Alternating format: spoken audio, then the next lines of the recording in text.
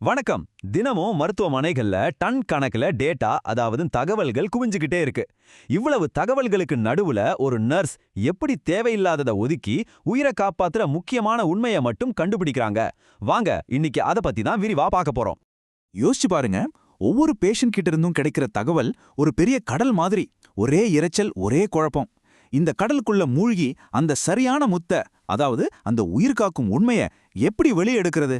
இந்த ஒரு கேள்விதான். இதுதான் நம்மளோட எண்ணிய தேடலோட ஆரம்பம். இதுக்கு ஒரு சிம்பிளான பதில் இருக்கு. அதுதான் டேட்டா கிளாசிஃபிகேஷன், அதாவது தரவு வகைப்படுத்தல். இது ஒரு மேஜிக் மாதிரி. சம்பந்தமே இல்லாம செதறி கிடக்கிற எல்லா தகவலையும் ஒன்னா சேர்த்து அதோட பொதுவான குணத்தை வச்சு தனித்தனி குரூப்பா பிரிக்கிறது.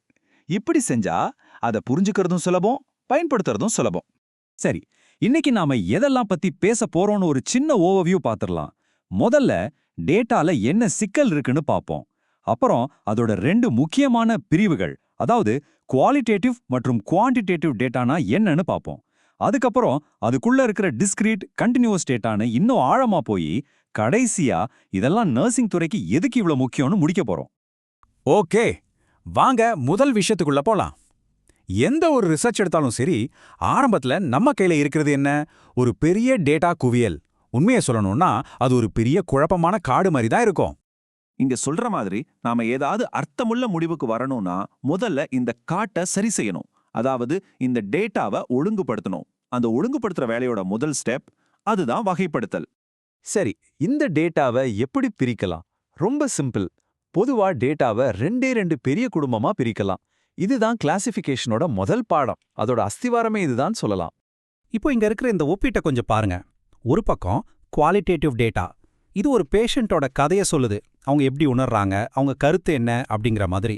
இன்னொரு பக்கம் குவான்டிடேட்டிவ் டேட்டா. இது அதே கதையை நம்பர்ஸ்ல சொல்லுது. அவங்களோட பிளட் பிரஷர் எவ்வளோ, சுகர் லெவல் என்னன்னு. ஒரு பேஷண்ட்டை முழுசா புரிஞ்சுக்க நமக்கு இந்த ரெண்டுமே ரொம்ப ரொம்ப முக்கியம். வாங்க, முதல்ல குவாலிட்டேட்டிவ் டேட்டா, அதாவது பண்புசார் தரவுகளை பத்தி கொஞ்சம் டீட்டெயிலா பார்க்கலாம். பேர்லே இருக்கு பாருங்க, பண்பு. இது ஒரு விஷயத்தோட அல்லது ஒரு நபரோட குணாதிசயங்களை, தன்மைகளை பத்தி பேசுறது. சிம்பிளா சொல்லணும்னா, எந்த தகவலெல்லாம் நம்மால நம்பர்ஸ்ல அளக்க முடியாதோ ஆனா விவரிக்க முடியுமோ அது எல்லாமே குவாலிட்டேட்டிவ் டேட்டா தான். இதை வச்சு தான் ஒரு விஷயத்த இன்னும் ஆழமா நம்மால புரிஞ்சுக்க முடியும். நர்சிங்ல இதுக்கு சில உதாரணங்கள் பார்க்கலாம். ஒரு பேஷண்ட் ஆனா பெண்ணா, அவங்களுக்கு கல்யாணம் ஆயிடுச்சா, அவங்க மதம் என்ன, அவங்களுக்கு என்ன மாதிரியான நோய் இருக்கு, அவங்க படிப்பு என்ன, ஏன் ஒருத்தர் நேர்மையானவர்னு நாம சொல்ற கருத்து கூட ஒரு குவாலிட்டேட்டிவ் டேட்டா தான். இந்த மாதிரி சின்ன சின்ன விஷயங்களெல்லாம் சேர்ந்து தான் ஒரு பேஷண்டோட முழுமையான ஒரு சித்திரத்தை நமக்கு கொடுக்குது. இதுலயும் ரெண்டு வகை இருக்கு. ஒன்னு சிம்பிள் கிளாசிஃபிகேஷன், அதாவது ஒரே ஒரு குணத்தை மட்டும் வச்சு பிரிக்கிறது. உதாரணத்துக்கு புகைப்பிடிக்கிறவங்க, பிடிக்காதவங்க, அவ்வளோதான். இன்னொன்னு மேனிஃபோல்ட் கிளாசிஃபிகேஷன். இங்க ரெண்டு இல்ல அதுக்கு மேல குணங்களை வச்சு பிரிப்போம். உதாரணத்துக்கு பாலினம் மற்றும் திருமண நிலை. இதை ரெண்டையும் சேர்த்து பார்க்கறது. ஓகே, இப்போ அடுத்த குடும்பத்துக்கு போலாம். குவான்டிடேட்டிவ் டேட்டா, அதாவது அளவுசார் தரவுகள். பேர்லயே இருக்கு, இது முழுக்க முழுக்க எண்களை பத்தினது. நம்மால ரொம்ப துல்லியமா அளக்கக்கூடிய விஷயங்கள். ஒரு பேஷண்டோட ஹைட், வெயிட், வயசு, பிளட் சுகர் லெவல்னு எதெல்லாம் நம்பர்ஸ்ல சொல்ல முடியுமோ அது எல்லாமே குவான்டிடேட்டிவ் டேட்டா தான். சொல்லப்போனா ஸ்டாட்டிஸ்டிக்கல் அனாலிசிஸ்னு சொல்றோமே, அதோட முதுகெலும்பே இதுதான். இந்த நம்பர்ஸ் தான் கரெக்டான மருத்துவ முடிவுகளை எடுக்க நமக்கு கை கொடுக்குது. இப்போ 100 பேஷண்டோட வயசை தனித்தனியா 21, 25, 28, 32 அப்படின்னு பார்க்கறதுக்கு பதிலா 20லேருந்து 30 வயசு வரைக்கும், 31லேருந்து 40 வயசு வரைக்கும் அப்படின்னு கிளாஸ் இன்டர்வல், அதாவது வகுப்பு இடைவெளிகளா பிரிச்சுட்டா அந்த டேட்டாவை புரிஞ்சுக்கிறது எவ்வளவு சுலபம் இல்லையா? சரி, இப்போ இந்த குவான்டிடேட்டிவ் டேட்டாக்குள்ள இன்னும் கொஞ்சம் ஆழமா போவோம். இதுல ரெண்டு முக்கியமான உட்பிரிவுகள் இருக்கு. இந்த வித்தியாசத்தை புரிஞ்சுக்கிறது ரொம்பவே அவசியம். ஒன்னு டிஸ்கிரீட் டேட்டா, அதாவது தனித்த தரவு. இது எப்பவுமே முழு எண்ணா தான் இருக்கும். உதாரணத்துக்கு ஒரு வார்டுல 10 பேஷண்ட்ஸ் இருக்கலாம், ஆனா 10 பேஷண்ட்ஸ் இருக்க முடியாது இல்லையா? இதை நாம கவுண்ட் பண்றோம், அதாவது எண்ணுறோம். இன்னொன்னு கண்டினியூஸ் டேட்டா, அதாவது தொடர்ச்சியான தரவு. இது ஒரு ரேஞ்சுக்குள்ள எந்த வேல்யூ வேணாலும் எடுக்கலாம். ஒருத்தரோட உயரம் 165.5 சென்டிமீட்டர்னு இருக்கலாம், இல்ல 165.55 கூட இருக்கலாம். இதை நாம மெஷர் பண்றோம், அதாவது அளக்குறோம். இதுதான் இந்த ரெண்டுக்கும் இருக்கிற முக்கியமான வித்தியாசம். இந்த படத்தை பாருங்க. இது டேட்டா மெஷர்மெண்ட்டோட வெவ்வேறு லெவல்ஸை காட்டுது. இங்க நாமினல் ஆர்டினல்னு சொல்றதெல்லாம் நாம முதல்ல பார்த்த குவாலிட்டேட்டிவ் டேட்டாவை இன்னும் சரியா பிரிக்க உதவும். அதே மாதிரி இன்டர்வல் ரேஷியோங்கிறது குவான்டிடேட்டிவ் டேட்டாவை இன்னும் ஆழமா அனலைஸ் பண்ண உதவும். ஒவ்வொரு லெவலும் நம்ம டேட்டாக்கு ஒரு புது லேயர் ஆஃப் மீனிங்கை கொடுக்குது.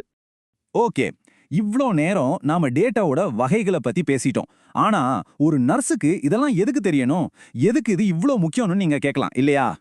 பாருங்க, ஒரு ரிசர்ச்ல டேட்டாவை அனலைஸ் பண்றதுங்கிறது ஒரு பெரிய பயணம் மாதிரி.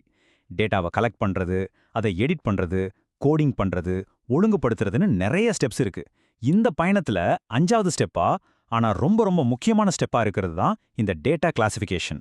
இந்த ஃப்ளோ சார்ட்டை பாருங்க, இது இன்னும் தெளிவா புரியும். ரா டேட்டாவை எடுத்து அதை அர்த்தமுள்ள முடிவுகளா மாத்துற இந்த மொத்த ப்ராசஸ்லயும் கிளாசிஃபிகேஷன் இல்லாம அடுத்த கட்டமான அனாலிசிஸ்க்கு நம்மளால போகவே முடியாது. சொல்லப்போனா இது ஒரு பாலம் மாதிரி. மூலத்தரவுங்கிற ஒரு கரையும் அர்த்தமுள்ள முடிவுங்கிற இன்னொரு கரையும் இணைக்கிற மிக முக்கியமான பாலம் இது.